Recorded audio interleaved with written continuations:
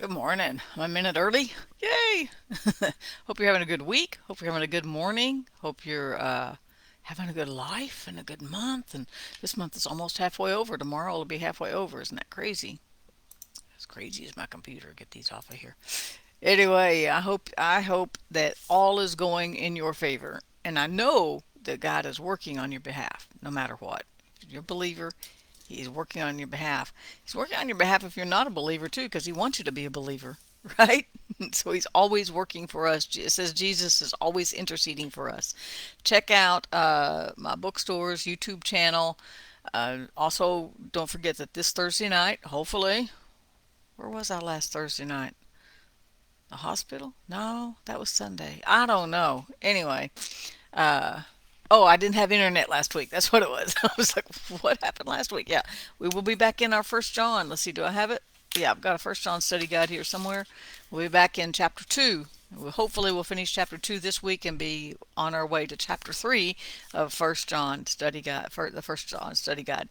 You can join live on Facebook at 7 o'clock Thursday night Central Time, or you can join in Zoom if you want. Either way, you can interact and be live with it. And then afterwards, you can either watch the videos. So if you haven't caught any of it, you can go back and watch the other two, three videos we have already of the first chapter and half the second chapter. Either on my videos on my Facebook page there. You can find them wherever. Or on YouTube. I put them all in a folder, its own playlist on YouTube. So those will all be there. So you can always watch them later or you can interact live if you want to. Isn't that cool? I love technology. I love it. It baffles me sometimes, but I love it. Anyway, so this morning I had all these thoughts going through my mind. So I don't even remember how I got here. But I started thinking about Jesus calming the storm. Now, this is peace out. So the theme is kind of just God's peace, the peace that God gives us, right? He gives us soul peace. He can give us mental peace. He can give us peace around us. He can calm our circumstances. He can calm us in the middle of the circumstances, right? But Jesus told us in John 14:27 that he gave us his peace. So it's not a cheap imitation, right? We have God's peace. We just have to let it rain. So I was thinking this morning when I got up, I started thinking about when Peter walked on the water. And I don't know how I got there in my thoughts, but that's how I got there. Because I was actually in Second Peter last night when I went to bed in my mind, and this morning too. But that's what I was kind of studying for myself. But I kept thinking about Jesus walking on the water. Okay, so I go to Matthew 14, and I will try to cram this in and keep this short. But man, I may just have to just write a blog on this or something, right? Or a book. I don't know, either one. But we know the story that Jesus went to pray, and he I've we've even had one of our devotions about this, about how he told them to get in the get in the boat, get in the boat, and go to the other side. It says, and it says that he sent the multitude away. It said he sent his disciples in the boat to go to the other side before him, and he knew there was going to be a storm because he was God. Yet he still told them, get in the boat, go to the other side, I'll meet you over there. How did they think he was going to get there? Right? But they got in the boat and headed straight into a storm, just like he sent them. Okay?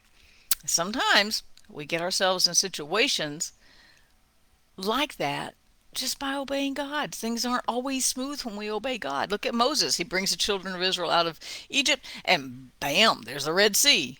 They get through the Red Sea, then they don't have any water. Too much water? No water. The water was bitter, I think was next. Those weren't signs he didn't follow God. The storm doesn't mean, just because there's a storm or you've got situations in your life, it does not mean you're not in the perfect will of God, right?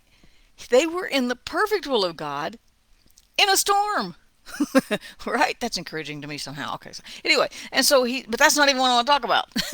So he goes on over, he prays, they're fighting the waves in the fourth watch of the night. Now look that up in my little handy dandy new living. It's in my bedroom because that's where I was reading. And it says 3 a.m. You guys, this story is kind of blowing my mind. It's evening. They get in a boat. They head to the other side. In the middle of the night, there's this massive storm that comes through. They're rowing like crazy, being tossed to and fro on the waves. And at 3 in the morning, Jesus comes walking on the water. and it says they were troubled. Now my New Living says they screamed. They probably screamed like little girls, but we won't say that because these are big old fishermen, right? They probably screamed like little girls, a little boat full of men screaming like little girls. It's a ghost, right? And they were afraid. They were really afraid, right? And so Jesus didn't condemn their fear, but he did say this: "Be of good cheer.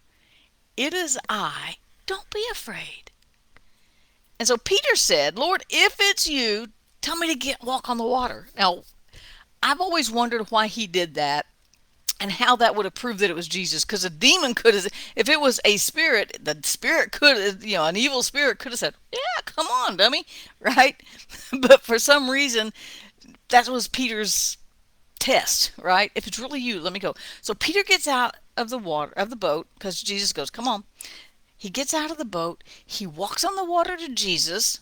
I'm trying to get to my point here because it's really good. Okay, so he walks on the water.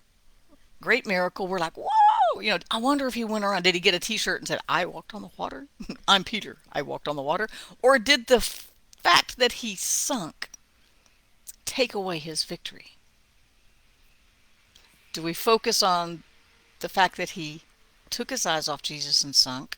Or do we focus on the fact that he actually walked on the water? Our perspective matters. So I don't know if he went around and boasted about it because they don't go anything more about it. But what happened was when he looked, it says Jesus had come, he got out of the boat, he walked on the water, and we forget that part because he sunk. And why did he sink? When he saw the wind was boisterous, he was afraid. He looked away from Jesus in the middle of the storm. He looked away and then he said, "Oh, Lord, save me." And you know what? Jesus didn't go, "Dummy, just go ahead and sink." No, Jesus reached out to him in his failure and pulled him out of the water and put him in the boat. That's awesome. That right there will preach. He did not condemn him and say, "What are you doing? Why did you look at that? Why didn't you keep your..." No, he just grabbed him and saved him and pulled him to himself. He pulled him out of the water and put him in the boat. But now listen to this. He caught him. He said, "You little of faith." He did say, "Oh, you have little faith. Why did you doubt?" But listen to this. When they got into the boat, the wind ceased. This is where my mind went this morning. Why then? Why didn't Jesus calm the storm before they got in the boat and went across? He knew there was going to be a storm. Why didn't Jesus calm the storm before he started walking out on the water to them? Why didn't Jesus calm the storm when Peter jumped out of the boat and started running towards them on the water? No. When they got in the boat, he calmed the storm. What an odd time to calm the storm. So I was like, man, there was so many opportunities he could have calmed the storm, but he did not do it until that moment when they were safe. I'm like, you were better late than never, right? So I'm like, "God, why did you do it then?" And I don't have an answer. There's no answer in the scriptures. There's no explanation to my questions, and I don't know why he didn't answer them all right there because I got a bunch of them, and they're good ones, right? But listen to this next verse. Those who were in the boat came and worshipped him, saying, "Truly, you are the Son of God." And I got a question about that. I got a question. Because if you look back, this is Matthew 14. If you look back, I think it's like chapter 12. Let's see, 11, 12, somewhere back in here. He healed on the Sabbath. He had just fed 5,000 with 7 loaves of bread. Miraculously, he had already healed a blind man. He had already healed a lame man. He healed 2 blind men in chapter 9 of Matthew. He healed a mute person in chapter 9 of Matthew. He's fed 5,000 with bread and fish, I think, whichever one it was. He had already cleansed a leper. He had already he said two demon possessed men were healed and set free, right? And yet now, when they're in the boat, now they're going, "Oh, you are the Son of God." You know why? Because it was their experience. They didn't experience, although they witnessed the blind eyes being opened. They didn't experience the mute being able to speak, but they had to have witnessed the joy, Right? Yeah, exactly. Lori said he made it personal. It was personal to them. They were in the boat.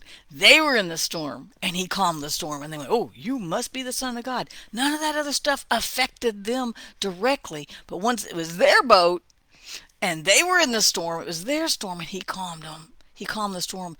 Then they said, oh, you are the Son of God. See, I can tell you that God gives us peace. And I can tell you that I live in a storm. I'm not ashamed to say it. And that's not a lack of faith. I live in a storm. And God calms my storm a lot. And you may witness it and you may say, that's awesome. That's wonderful. But when it's your storm and He gives you peace in the middle of your storm, then you go, God is awesome. God is really awesome because now you understand. Now you have that experience. And what did I title this thing? Did I get way off course here? My boat got off course. Perfect timing. It was perfect timing for them to see Him as He truly was because it was their experience, right? It's perfect timing. And so God is not going to let you sink. He knows you're in a storm. He knows you don't trust that boat. He knows you're afraid. He knows you're going to, when those times that you're going to walk on water and go, yeah, I got this. God, we got this. And He knows those times you're going to say, no, I don't have it. I'm just going to sink and die. He's not going to let you drown. He has perfect timing. He knows exactly when and where to put His peace. He already left it here for us. It's up to us to trust Him right where we are. Trust Him and keep our eyes on Him, not the storm. He has perfect timing. Even though the story doesn't make sense to our brains, He has perfect timing. And he took care of all of them, and they did cross over. If He says, let's cross over, we're going to cross over. He isn't going to abandon us halfway. He's not going to get halfway in the middle of a journey and go, I'm taking my peace back. Y'all are crazy. No. He just says, don't look away. I got you. So whatever you're facing today, good or bad, don't look at it as much as you look at Him. Because when you look at it, it will overcome you. If you look at Him, you walk on the water. Peter walking on the water didn't make the storm stop. When Peter got out of the boat and started walking, the storm didn't go, oh, ooh, miracle. Miracle man walking to Jesus on the water. No, the storm was still. As a matter of fact, that's what distracted him was the storm. But we can walk on water through our faith in the middle of a storm. God will calm it when it's time. He has perfect timing. He will match our faith. He will match our dedication to Him. We just have to look at Him, whether we're in the boat, walking on the water, sinking, or getting back in the boat.